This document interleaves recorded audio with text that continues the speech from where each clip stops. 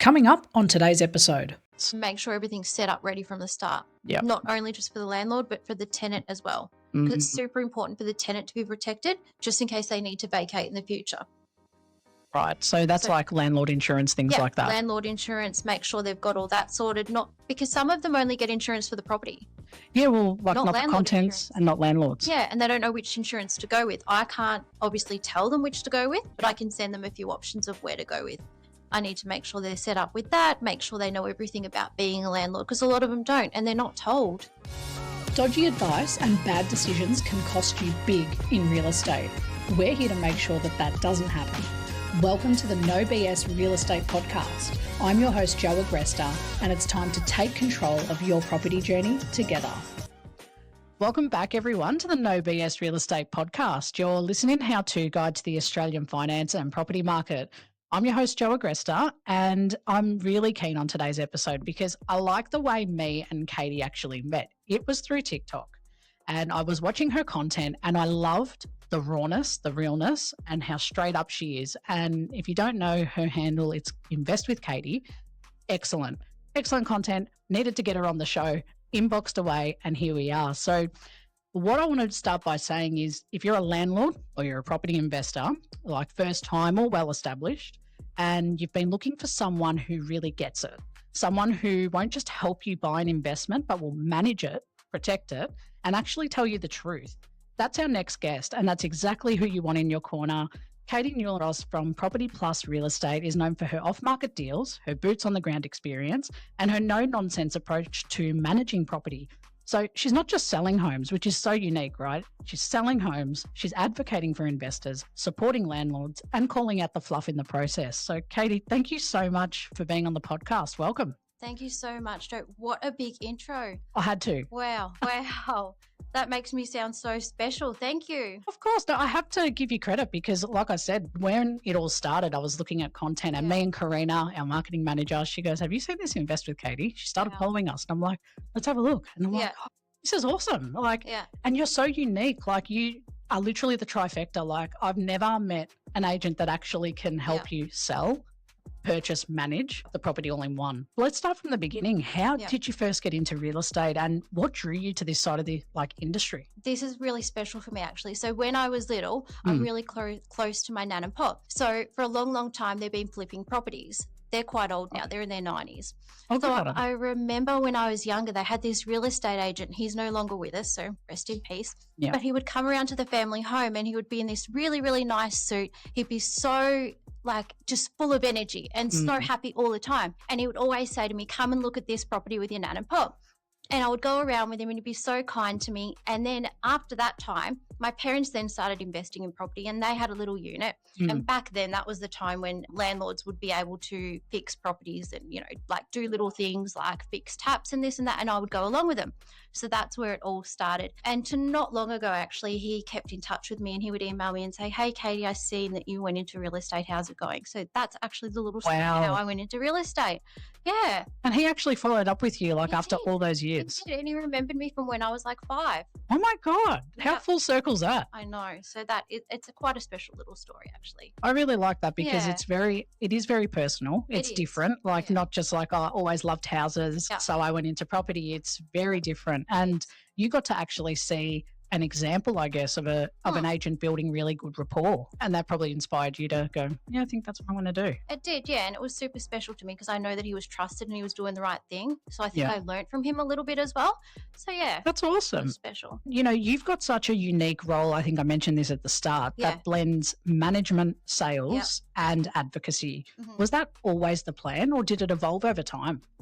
I think it actually evolved over time. So from the beginning, back when I started in property management, there was a lot of times that I would see things that weren't right. So I would see my owners selling their property. I would see agents come in to help them selling the property. And I thought to myself, you know what, something doesn't quite feel right.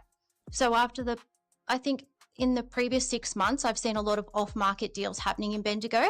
Yep. And I thought to myself, these investors are coming in being guided by people or not guided by anyone at all. And they're trying to purchase these homes, but are they asking the right questions? Do they know what they're purchasing?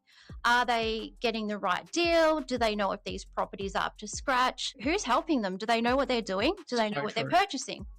So I thought, how about when my current database is wanting to sell their investment, I could then help the investors that are asking me to purchase those ones because they're already set up and ready to go. That's awesome. Yeah. So I went to my director and I said, listen, my current role now is to lead the property management team. How about we broaden that out? And it was actually his idea. And we sat down and we made this role.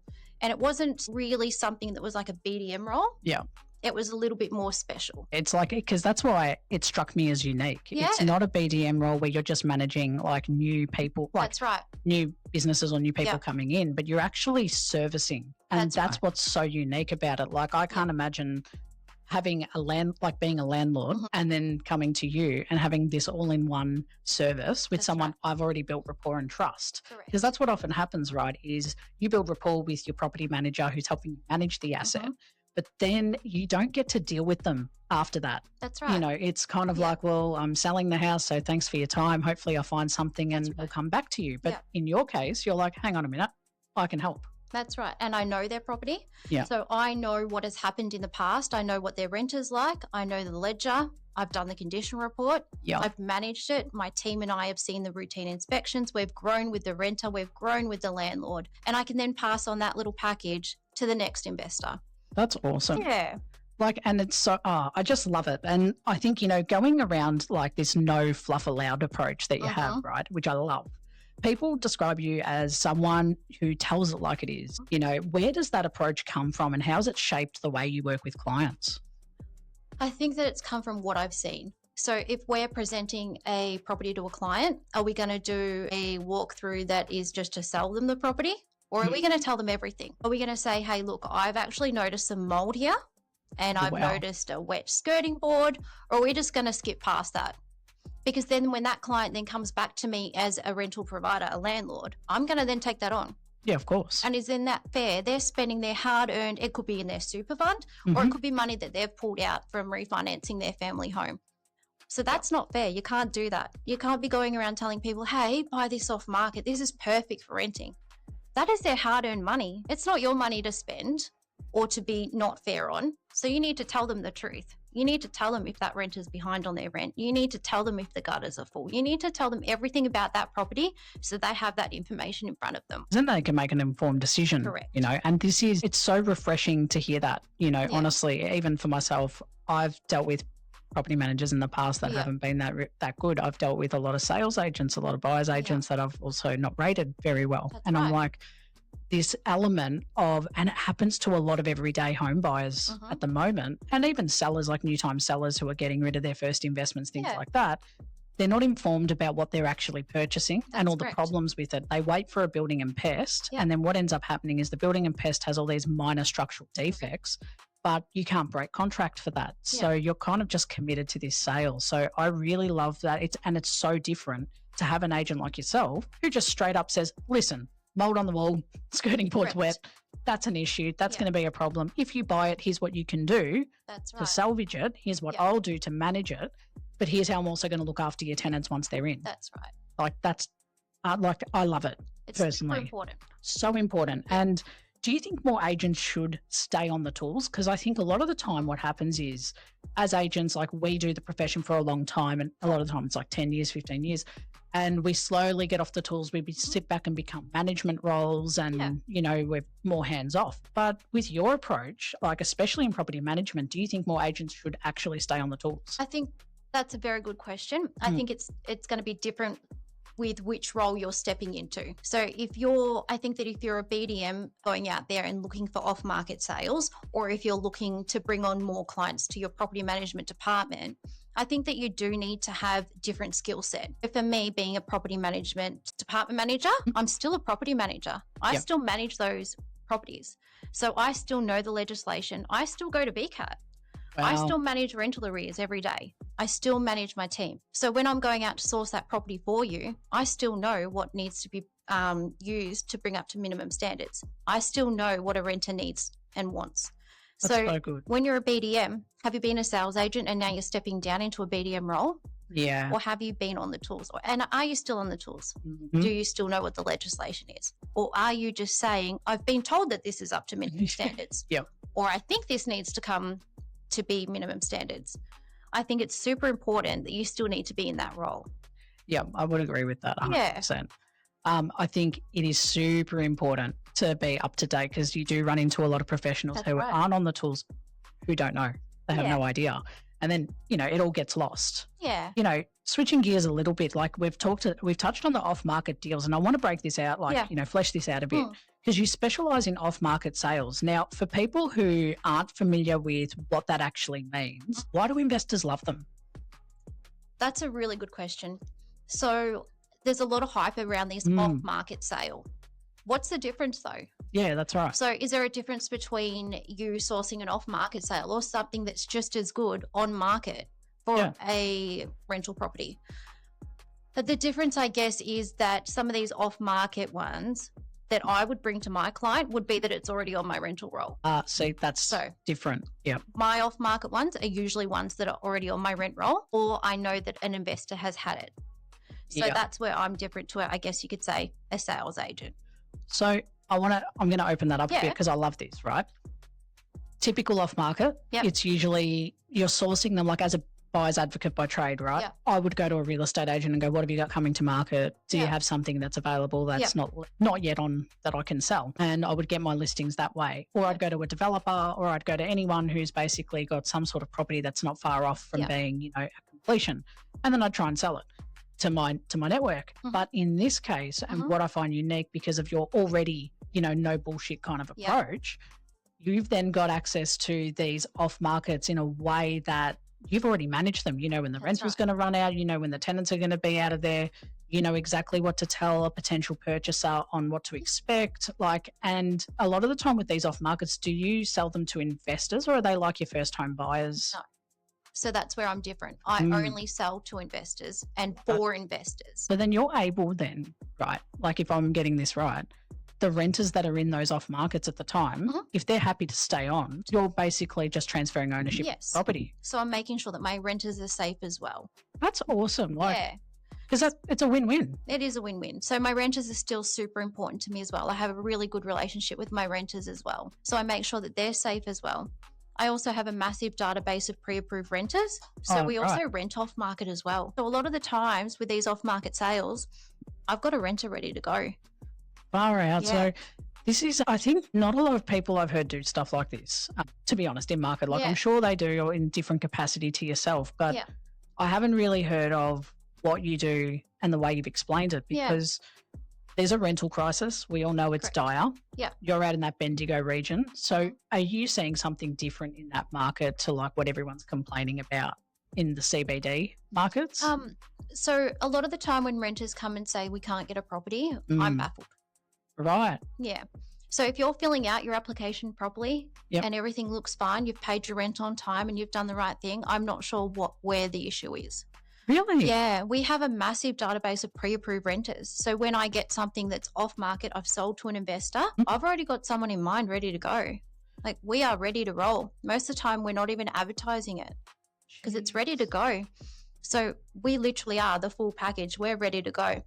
And when you see me advertising, I guess on TikTok, Instagram, Facebook, looking for more properties to sell off market, it's because I have nothing left.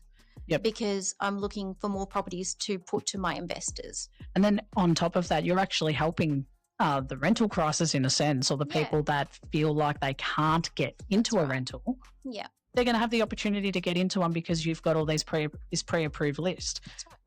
That's awesome. I really love that because it's so different. It's so refreshing. And I think one of the follow-up questions to this is, what are some signs that an off-market deal is a great opportunity? And how do you know when to steer clear? Because some off-markets I've seen are atrocious. Like, I won't even touch them for a buyer. I'm like, that's riddled with shit. Yeah. Okay, so I think that buyers advocates and myself probably have different lists that they're looking for. Yep. So I don't try and dive into that too much. I can only dive into what would be good for a rental property. So when you're looking for a rental property, I just go in and check for, I guess, whoever comes to me. So whether it be an investor or a buyer's advocate, I will check what it would need, obviously, for the rental minimum standards, check what is in there, with the heating and cooling, check fences, gutters, and all these kind of things to make sure that that would make a good investment for a rental property. Yeah. I think that's awesome because you said it right. We do look at different things. And I think where you're so unique, as I keep saying, and I keep ramming it home, Katie, for a reason, okay, because it is different what you do. I've never really met someone who is like managing end to end. It's always getting other professionals involved in the, in the circuit. And I think, steering clear of those bad properties, you have a look at a different opportunity. You're looking at it from a rental perspective. Is it going to be manageable? Like, can we manage it? Issues? What can we do? I think that's fantastic. Or how long will it take to come up to that standard? Yeah, and how much will it take? We also work with local tradies as well. So you actually pull in the tradies to give like a full picture. Yeah. In some cases, if we need to. That's amazing. So say if the client has a $600,000 budget, and the property is going to go for maybe $450,000, for example, and it still would be okay to be rented, how much is it going to cost? Will it need a paint? Will it need carpet? Then we go ahead and get those quotes, and then we can see, will that fit into that budget? That's unbelievable as a full kit service. It's a lot of hard work. It really is a lot of hard work, but in the end, it works out. Well, I can imagine, because how long have you been doing this now? Since I came out of school, so I was 18. Wow, so it's actually been consistent for you since 18. Yeah, and I'm only 24 now. Oh my God, you look 24. I was like, come on, we've got to be the same age. 33 this year. Yeah, so a long time. I feel long time in real estate. I feel like that's great though, because it's funny, I started real estate straight out of school and it was the same thing. And I feel like it's one of those industries that once you get into property, especially at a young age, like straight out of school, you can't leave it. It's like it stays with you. It haunts you. You can try to leave, but I know. Well, I wouldn't even know what else to do. Yeah, it's so true. What would I do? Yeah. I don't know. And it seems so cliche, and people probably roll their eyes at me and think, you're being silly now. But it literally is my life. Yeah. It's just my life. Real estate's a lifestyle, I feel. And I think where it's so unique, like with professionals like yourself, you really find a passion for it, it does become your world. Like it revolves, like you need an understanding partner. Like family has to get that your hours are not 9 to 5 knock off. I think so. My kids actually now come around on weekends when I go check out properties for investors. That's so good. And they're like, hey, mum, is that meant to be there? Have you seen that? And I'm like, stop yelling out my tips to everyone else looking. They're coming to see what you're saying. Shush it. I love it. You've trained them really well. Yeah. Oh, they're going to be ace. And then you'll have your own little business. I know, right? Yeah. No, good on you. So you've got some strong views on what good property management looks like. What are some of the things that you do differently to protect your landlords and tenants? Make sure everything's set up ready from the start. Yeah. Not only just for the landlord, but for the tenant as well. Because it's super important for the tenant to be protected just in case they need to vacate in the future. Right. So that's like landlord insurance, things like that. Landlord insurance, make sure they've got all that sorted. Not because some of them only get insurance for the property.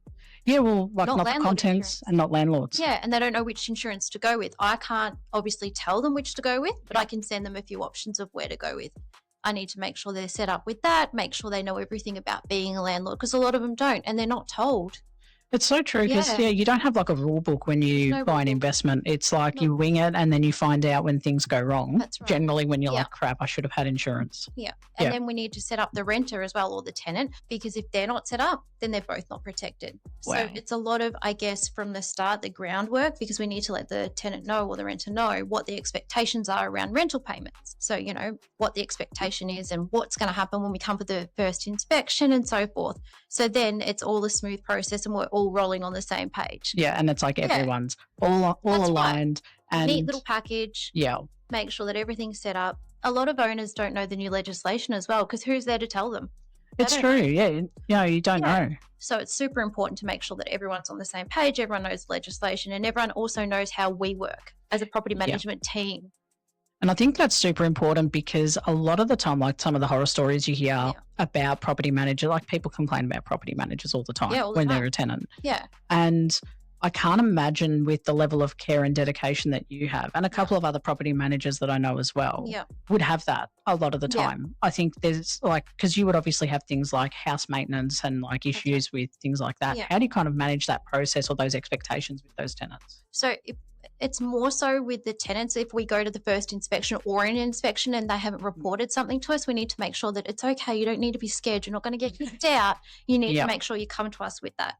Right, before it gets worse. That's right. And then on the other side as well, if we have owners that aren't doing the right thing and they're not allowing us to get maintenance or they're not taking care of the renter, We don't want you on our books. Yeah, we don't. My boss, Nathan, he's very good. Yeah. He supports our team, and he says if that's the owner that you've got and that's not setting the expectations that we have for us as Property Plus, then we don't want them. I love that. Yeah. Because a lot of the time you're the middleman between making things happen with the renter and keeping the owner happy or the landlord happy. If you haven't got a cooperative landlord or you haven't got a cooperative tenant, it becomes a mess. Yeah. We can protect your asset, but if you're not helping protect it and you're not doing what we need you to do, then we can't help you, because we like to keep everything neat and tidy, and we need to be who we are. Yeah. And if you're letting down the team, you're not a team player, we can't help you. Yeah, spot on. And I think, you know, going into that, like, how involved do you think a landlord ideally should be? Like, how involved should they be in their investment? And when is it best for, like, them to step back and let, you know, the property manager like yourself do the job? We let them be as involved as they want to be. Oh, awesome. Yeah, super involved. If they want to come to every inspection, they can. That's fine. Oh, right. If they want to be hands off, they can. Yep. We still just let them know everything that's going on. Gotcha. So it's like you kind of take them under your wing. It's like, you want to come along. Yeah. That's fine. If you don't, asset. Up to you. Correct. So that's a great thing, because I think sometimes, like, we always hear different stories in market of, like, property managers either blocking the owner from. Wow. I had one article I read, I think it was like 2 weeks ago. Landlord had the property managed by property manager, and she was protecting the tenants from an issue with the property, and she wasn't relaying it to the landlord because it was part of an inspection that she had done. She needed to get it corrected. It was a mistake that she had made when going through the property. So she was inspecting one of the walls that had a hole in it made by the tenant. Tenant showed her. She went to pull it away and she made an even bigger hole. So then the tenant said, well, you've made it worse. It's your fault. So she went quiet, and then it all came out. Because this landlord basically cracked it and said, what the F is going on? Yeah. Why are we in this position? So not cool. No, in that not case, cool. We do have, my boss has a kitty that if we lose the key, always losing keys, we just replace them. We pay for them. If you've made a mistake or if you've forgotten to tell an owner something and that's on you, we just pay for it. You have made the mistake. You need to fix it. Yeah, you need to have your own onus on it. Yeah. I love that. And, you know, regional insights and trends, because like I said before, you're working across the Bendigo region. Yeah. What's happening in those markets right now that investors might not realize? Yeah. So everyone is being drawn right now to Bendigo. Yeah. And I think that it's massive right now. So every day I'm getting so many calls. My phone just goes flat. Yeah, it literally goes flat. I need to charge it 2 or 3 times a day. Everyone's saying, we want Bendigo, we want this, we want that. And I think that there's 2 different ways you can go. Yep. Obviously, and you being a buyer's advocate or agent, you can set and forget. Yep. Or you can buy one that's going to have growth. Correct. So that's where it's the 2 trends that are going on right now. Yeah. So I'm having 2 different types of people call me. Do you have one with this large block of land, which is an older property in this price bracket, or do you have something that's under this ready size and ready to go, already rented? So it's just massive right now. Bendigo's on fire. Geez, that would be great for you though. Like you know, to get all this interest, especially because everyone is exploring regional towns. Like they are. I think when we were in COVID, there was a lot of the regional talk. Everyone moved regional, and then we came out of COVID, and then everyone was like, "Oh shit, now I want to move back to CBD." And what I'm seeing as a trend, like just from the discussions, like even with yourself, regional's becoming hot again. People are moving further out. They're getting different jobs, or they're working remotely because they're sick of it. They've come back from COVID and gone, give me another lockdown. Literally. and put me in regional. We can all work from home now, right? Correct. Everything's remote. Everything's on your phone, laptop, whatever. Yep. Yeah. Spot on. So I'm glad that you're seeing that kind of trend in your area. So you must be flat out now. So flat out. I think that the only thing that's probably stopping our growth or my growth is people not really realizing the value in what I do and what I can do. So most of those off-market deals or investors are going to the bigger companies because they can't see what we do. Wow. Yeah. No, I think this episode definitely highlights the good that you're doing in the community, like in the broader space. And like I said, your content on TikTok just really speaks to me, to be honest. My boss has told me to stop twerking. No. As a joke. So every day he does get a little bit of a troll and it's work. Yeah, he tells me to get out. I love it. So he tells you to get out like you've had enough. Get out. I've had enough. Stop twerking. No, yeah, I think devastated. He will soon. I think he will. I think you can get him on board. Yeah. Maybe we'll get him on the show, get him to just twerk in the background of the video. So. Yeah, okay, let's sort that out. Thanks, Nathan. Can't wait to have you. So I guess my next question would be, if someone came to you with $600,000 to invest, what would you tell them to buy and where? So in Bendigo, anywhere would be good, I think, to purchase. There are certain pockets to stay away from. I would tell them with that amount, something that would be set and forget. That is a very good amount to purchase with. Well, it's decent. And are you getting a lot of first-time investors, or is it mainly established a lot investors? Of first time. Really? Yeah, a lot of first time, which is good. I think that's great because you would be a great first person to purchase with and then go through the journey. You would be. So. Oh, you would be smashing expectations out of the park because for me, I'm like, I need to find investment in Bendigo. I need to talk to Katie about it, and then I need her to manage it because I've seen and been through some horror shows with agents before, and I love it. So 600,000, you reckon Bendigo will get you something for sure? 100%, and it wouldn't even need to be off market, honestly. Really? And it's a really good price if something's already established and ready to go with a really good yield. So that's awesome. Yeah. Okay, that's positive. Like for those listening out there who are thinking about breaking into the rental market for the first time and wanting to actually buy their investment, definitely get in touch with Katie because I think Bendigo's a growing space at the moment, or regional in general. And, for landlords or investors who haven't worked with someone like you before, what do they usually get wrong or underestimate? What do they get wrong or underestimate? I think they get wrong not being prepared. They definitely get wrong not being prepared. So they need to be ready to go. They need to know what their budget is. They need to know what they're looking for. They need to be really clear on their instructions on what they have ready to go. Yeah, so that's like their expectations. Yeah. So what are they looking for? What is it that they want in that property? What their budget is? Those are the things they get wrong. I think there's a lot of stuff that you would probably go through, like having those discussions of what's your purpose of purchasing? Correct. Yeah. What they're purchasing with. Is it their super fund? Is it their own personal money? Because when you're purchasing with those different things, you need to know what you're, looking for. Because within those funds, there's only certain things you can do. With your personal money, there's more things you can do. So when you're coming to me, you need to know, what you want. Yep. Then you need to know. Then we can all know, where you're going to go. Yeah, it's like you can map it out properly. Yeah, that's right. Yeah. No, it makes sense. Especially if you're doing it on your own. Oh, 100%. I think doing it on your own is very tough. And I think if they had someone like yourself guiding them every step of the way from the very beginning, amazing. And I guess, how do you help clients make smarter long-term decisions about their property, not just the short-term wins? Yep. So we sit down usually and we get that plan in place. Yep. Yeah. So when you go through the plan, what does that kind of look like? If I was pretending I'm like a client now and I'm like, so Katie, I want to invest in, Bendigo. I've got about 600 to play with, where do we start? It's literally like what you do with your client. Exactly the same. Yep, exactly the same. So we make sure that their finance is in place, make sure that that's pre-approved. We make sure that they know what terms they want to have, because sometimes it might not be that they're purchasing with me. Yeah, that's true. So do you know what terms to put in? Do you know what to check for? Are you going to get someone to give you a walkthrough video? Do you want me to look at that walkthrough video? Is it a continuous walkthrough video? Yeah. Is it one that's start and stop? Have you asked if you can see the rental ledger? Does it have a condition report? Has it got a renter in place?